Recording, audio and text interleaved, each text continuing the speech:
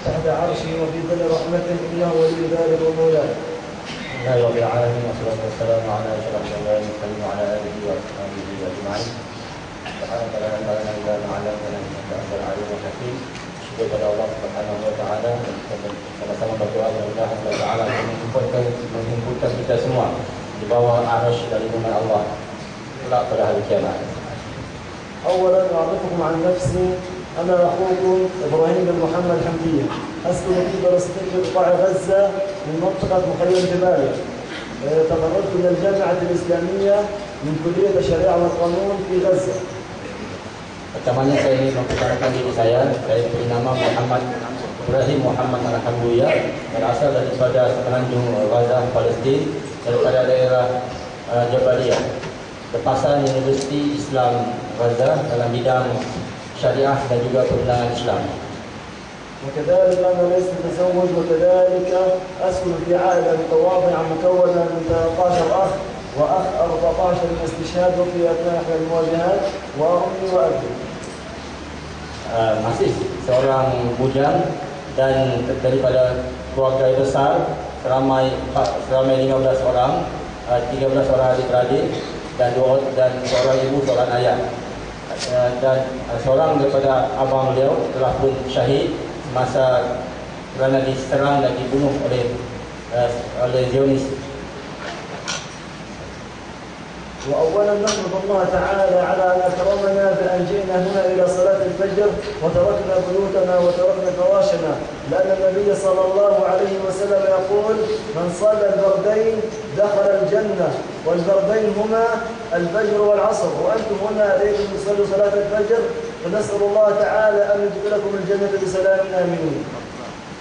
Syukur pada Allah Subhanahu wa taala kerana hari ini, pada pagi ini, subuh ini kita diberikan kekuatan oleh Allah Subhanahu wa taala untuk menghadiri solat subuh secara berjamaah, dan kita telah meninggalkan rumah kita telah meninggalkan katil kita semata-mata untuk datang ke masjid ini untuk sembahyang subuh, mengabdi diri kepada Allah Subhanahu wa taala. Dan Nabi sallallahu alaihi wasallam, barang siapa yang menunaikan dua solat yang dituntut partai, iaitulah solat subuh dan solat asar, pastinya Allah Subhanahu wa taala akan memasukkannya ke dalam syurga. Jadi kita berdoa pada Allah Subhanahu wa taala, mudah-mudahan kita semua dengan kita menghadiri solat subuh pada hari ini, kelak kita di akhirat kelak dimasukkannya ke dalam syurga Allah. وكذلك يقول النبي صلى الله عليه وسلم: من صلى الفجر في جماعة فهو في ذمة الله، فأنتم الآن هناك ملائكة من الرحمن تحفظكم، ملائكة رعاكم تحفظكم أينما كنتم، لأنكم صليتم الفجر بجماعة، أنتم في عناية الله تعالى، فهنيئا لكم هذه العناية. فنسأله تعالى كما أتيتم إلى صلاة الفجر أن تكونوا في كل عمل خير تأتون وتحضرون وتودونه بكل ما تستطيعون. Dan demikian juga Nabi sallallahu alaihi wasallam pernah bersabda, barang siapa yang menunaikan solat subuh secara berjamaah, maka pastinya di bawah lindungan Allah, dan malaikat rahmat akan sentiasa melindunginya, memeliharanya daripada kejahatan. Dan demikianlah hendaklah kita menunaikan semua yang diperintahkan oleh Allah Subhanahu wa taala dengan sempurna menurut kemampuan yang ada pada diri kita. بإذن الله تعالى سأتحدث لكم باختصار، لأنني كم ستتحدث لن أعطي حق هذا الموضوع، وهو موضوع قضية المسجد الأقصى وقطاع غزة. سأستغل هذه الفرصة لبعض الدقائق لأوضح لكم بعض ما لا يعرفه كثير من المسلمين عن المسجد الأقصى وقطاع غزة. أنا تفاجأت عندما جئت إلى هنا إلى ماليزيا، وجاءت كثيرا منكم يحبون المسجد الأقصى وقطاع غزة حبا شديدا، فهنيئا لهم هذه المحبة وبارك الله فيكم. ولكن تفاجأت أنهم لا يعرفون كثيرا عن المسجد الأقصى، وما هو المسجد الأقصى وماذا يحيي للمسلمين. Dan pada hari ini saya mengambil kesempatan yang sedikit untuk berkongsikan dengan anda semua tentang Masjidil Aqsa dan juga semenanjung Gaza. Dan saya terkejut dan teruja mendapati bila saya datang kemari ke Malaysia khususnya, amnya dan ke daerah Keningau khususnya, Muslimin begitu mengambil peduli, begitu berminat, begitu sayang kepada Masjidil Aqsa, dan begitu prihatin terhadap semenanjung Gaza. Namun masih terdapat beberapa perkara yang kalian atau yang tidak tahu, yang kalian tidak mengenali tentang Masjidil Aqsa, tentang apa yang berlaku pada saat ini di Masjidil Aqsa, tentang peranan Masjidil Aqsa, tentang sejarah Masjidil Aqsa yang sangat penting, yang perlu diketahui oleh semua muslimin. Dan itu juga apa yang dilalui oleh saudara seagama kita di Semenanjung Gaza pada saat ini. فيا أيها الأخوة الأفاضل، كما تعرفون أن المسجد الأقصى هو معلم إسلامي لكل المسلمين، فهو نصر نبيكم محمد صلى الله عليه وسلم الذي أسرى من المسجد الحرام إلى المسجد الأقصى عندما صعد من المسجد الحرام إلى سدرة المنتهى، وكذلك ويعد طول القبلتين، فهو أول قبلة للأنبياء كان، وكذلك ويعد ثاني مسجد وضع على الأرض. Dan Masjidil Aqsa seperti yang kita ketahui semua adalah syiar dan simbol bagi Islam, bagi agama Islam yang suci. Dan Masjidil Aqsa merupakan kiblat yang pertama umat Islam, dan Masjidil Aqsa merupakan kiblat pada semua nabi dan rasul sebelum kedatangan Nabi Muhammad SAW. Maka barulah kiblat ditukarkan ke Masjidil Haram, dan tinggallah Masjidil Aqsa sebagai masjid yang kedua yang penting bagi umat Islam. Dan jadi tanggungjawab kita semua untuk kita mengetahui tentang apa yang berlaku di Masjidil Aqsa pada saat ini. فيا أيها الأخوة الأفاضل، كثير من الناس يظنون أن المسجد الأقصى هو خاص بالفلسطينيين وحدهم، بل هذا كلام خاطئ، بل هو ملك عام لكل المسلمين. فهو إذا تخلى عن الفلسطينيين فسيدافع عنه أنتم المسلمون، فهو لكم ولنا ولجميع من كان مسلما، فكل من كان مسلما له الحق في هذا المسجد، فله أن يعرف عنه الكثير، وله أن يدافع عنه بكل ما يملك، وله أن يطلب بكل حقوقه التي له في هذا المسجد. Dan Masjid Aqsa sesungguhnya bukan milik rakyat atau orang Palestin sahaja. Bahkan Masjidil Aqsa adalah milik semua orang Islam, milik semua orang yang menganut agama Islam. Maka menjadi tanggungjawab kita semua untuk mempertahankan Masjidil Aqsa, untuk membebaskan Masjidil Aqsa. Bukan hanya tanggungjawab orang Palestin, kerana ia adalah milik semua umat Islam, dan semua kita wajib mengambil peduli, wajib mendoakan, dan wajib mempertahankan Masjidil Aqsa. يا إخواننا، المسجد الأقصى في هذه الأوقات وفي كل يوم اليهود يقومون بتدميره، يقومون بهدمه، يقومون بحفر الأنفاق من تحت ليتم تهويده، وذلك بأنهم يقولون أنه يوجد هيكل سليمان، وهم يزعمون وهو لا يوجد، فإنهم يدعون ذلك ليكذبوا على العالم لكي يقوموا بهدم المسجد الأقصى.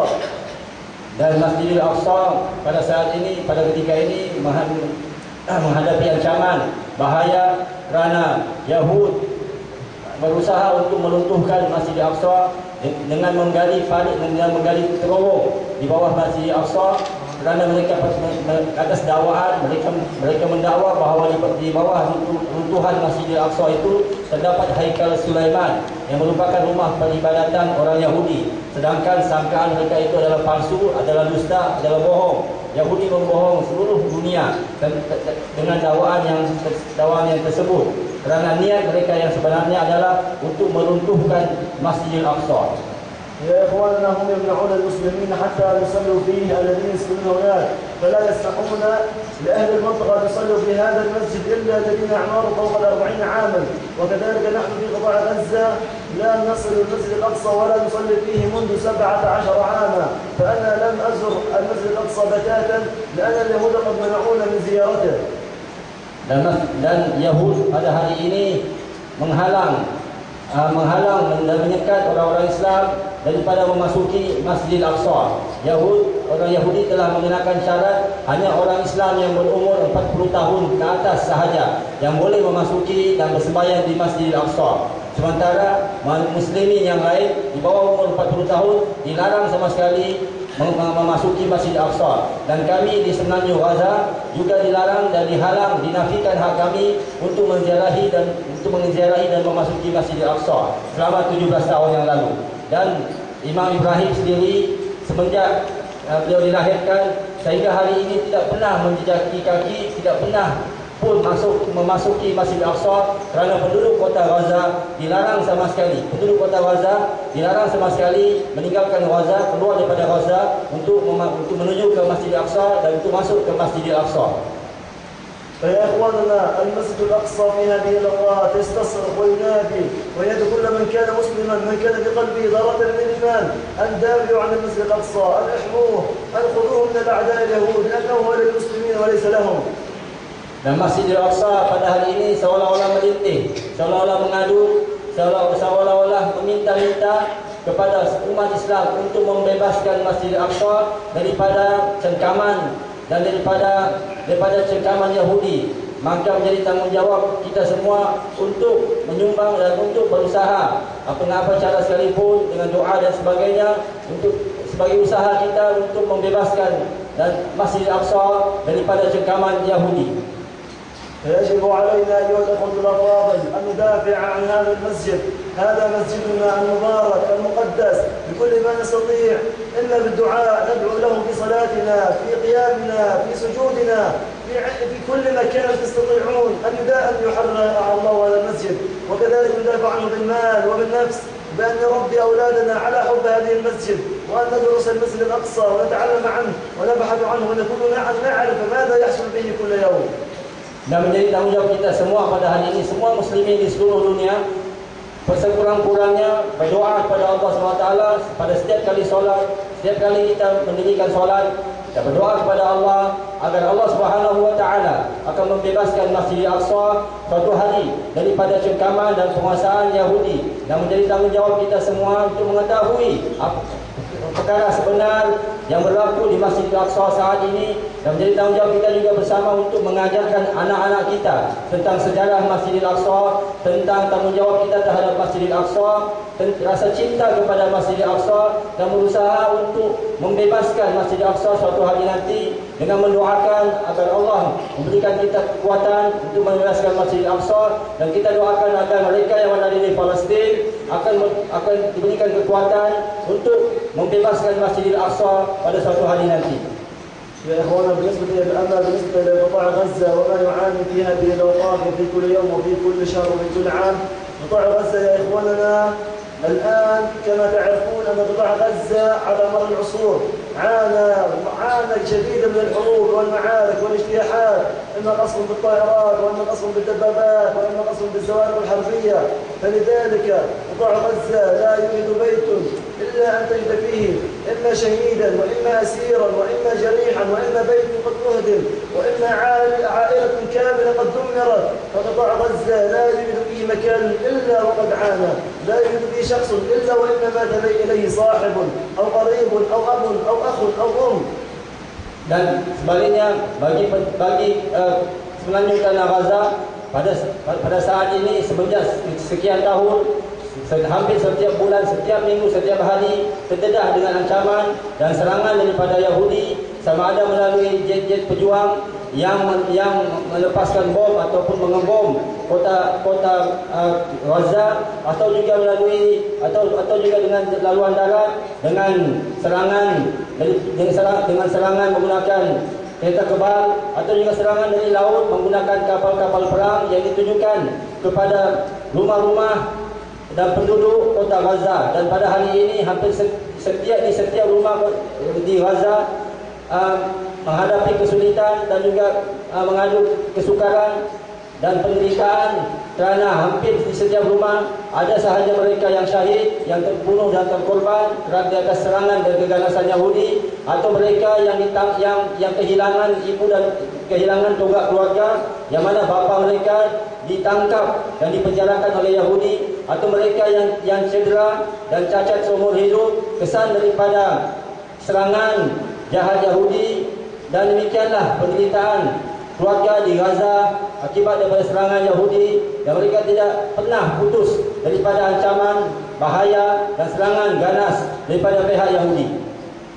يا إخوانا الأفاضل، فتعرفون أنه بسبب ما حصل هناك في غزة فكثير من الأطفال تجدوهم يتامى، لا يكون لهم أبا ولا يكون لهم أما أو أخا أو شقيقا، وهناك من تجد من الأطفال من يكون وحده بقي من العائلة. وهذا ما حدث عندنا في غزة، أن بقيت طفلة واحدة تسكن مات أمامها أباها وأمها وأخاها وكل من كان يسكن معها أمام أعينها. فبالله عليكم كيف سيعيشون؟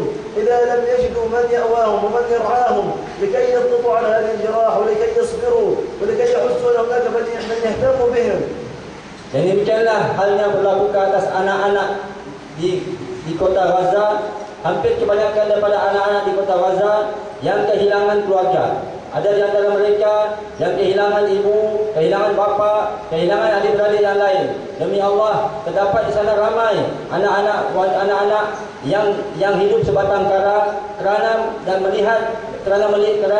keluarga mereka yang terkorban, dan mereka sendiri melihat di hadapan mata mereka bagaimana ibu, bagaimana bapa, bagaimana abang dan adik-beradik mereka yang lain telah terkorban, dibunuh oleh Yahudi, dan tinggallah mereka bersendirian. Bayangkan bagaimana nasib anak-anak ini yang masih kecil, yang kehilangan keluarganya. Bagaimana seorang anak yang memerlukan pembelaan, yang memerlukan sokongan, kasih sayang, hilang segala-galanya kerana serangan jahat dan ganas oleh pihak Yahudi.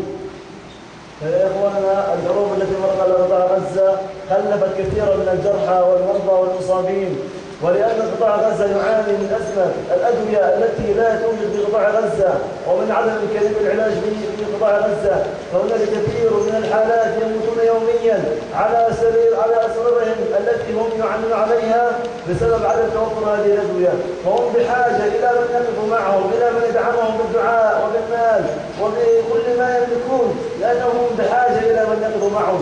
وأنتم إخواننا دائما وجدناكم العون والمساعدة لإخواننا في قطاع غزة، والله هم يحبونكم كثيرا وهم يشكرونكم. أنا نيابة عنهم نشكركم كثيرا على ما قدمتم لنا وعلى ما تحبوه لنا نحن في قطاع غزة، وبارك الله فيكم والسلام عليكم ورحمة الله وبركاته. Demikianlah anak-anak dan keluarga di Palestin menderita dan menghadapi kesukaran hidup kerana hasil daripada serangan dan keganasan Yahudi. Demikianlah ramai di sana terdapat mereka yang terlantar di hospital, yang sakit, yang cedera, yang menjadi mangsa serangan Yahudi, duduk terlantar di hospital. Mereka menghadapi kekurangan bekalan ubat-ubatan, dan kerana mereka dilarang tegah daripada keluar kota Gaza ke negeri berhampiran untuk mendapatkan ubat-ubatan, dan sehingga ramai di kalangan mereka yang telah terkorban, yang meninggal dunia di atas pembaringan mereka di hospital kerana tidak mendapat bekalan ubat yang mencukupi. Maka saya bagi mewakili penduduk Gaza dan penduduk Palestin hari ini mengambil kesempatan ini untuk mengucapkan setinggi penghargaan dan terima kasih atas sokongan saudara-saudara seagama di Malaysia, khususnya di daerah ini, atas sokongan kalian kepada kami dengan apa cara yang anda mampu, dan sesungguhnya pasti Allah Subhanahu wa taala suatu masa akan memenangkan Palestin, akan membebaskan Masjidil Aqsa dan akan memusnahkan Yahudi. Wassalamualaikum warahmatullahi taala wabarakatuh.